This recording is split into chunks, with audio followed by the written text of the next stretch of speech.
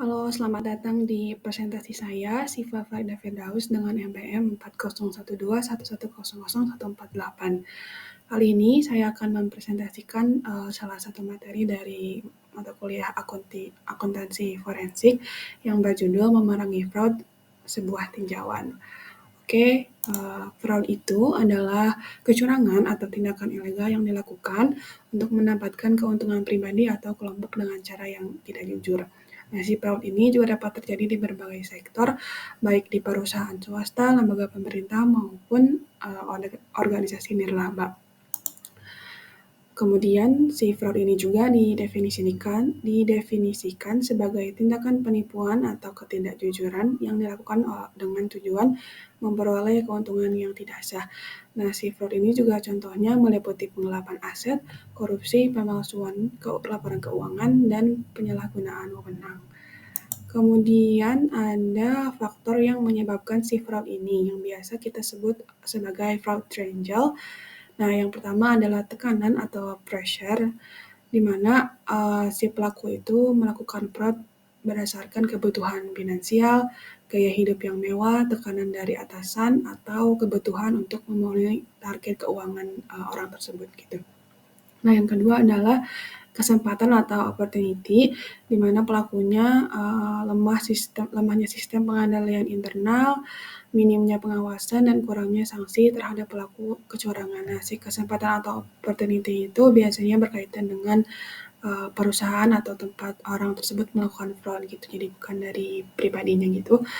Nah, yang terakhir adalah rasionalisasi atau rationalization. Nah, ini pelakunya meyakinkan diri bahwa tindakan mereka dapat diterima seperti merasa berhak atas keuntungan lebih atau beranggapan bahwa tindakan tersebut adalah praktik umum. Nah, jadi biasanya si pelakunya itu merasa ini adalah hal yang normal dan maksudnya tidak apa-apa jika mereka lakukan gitu, biasanya kayak gitu.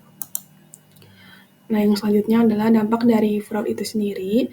Yang pertama adalah terhadap perusahaan, menyebabkan kerugian finansial, reputasi yang buruk, kehilangan kepercayaan dari pemegang saham terhadap perusahaan tersebut. Nah, kemudian ada untuk terhadap karyawan, jadi nanti menurunnya moral, meningkatnya tekanan kerja, atau ketidakpercayaan dalam tim. Jadi nanti kepercayaan antar timnya akan rusak jika ada orang yang melakukan fraud tersebut gitu.